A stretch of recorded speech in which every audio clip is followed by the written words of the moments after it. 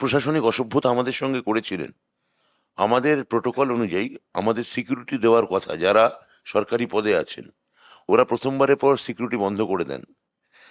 কুণাল, মনে আছে নিশ্চয়ই কুণালের, যে আমরা যখন ছিলাম যেখানে সেখানে হামলা চালায়, কোর্টে হামলা চালায়। অভিষেক বন্দ্যোপাধ্যায় যখন পুজো দিতে গেছিলেন, আমাদের কনভয়ের উপর যেভাবে পাথর বৃষ্টি হয়েছিল ত্রিপুরায়, যেভাবে দুর্বৃত্তের দল ঝাঁপিয়ে পড়েছিল, মানে প্রাণ হাতে করে ত্রিপুরায় আমাদের ভোটের প্রচার করতে হয়েছিল।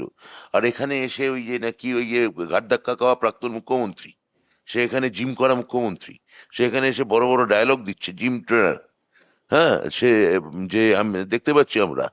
তো ওকে একবার আপনারা কেন এটা জিজ্ঞেস করছেন না যে যে অসভ্যতা ওনার প্রশাসন এবং ওনার পার্টি তখন আমাদের সঙ্গে করেছিল?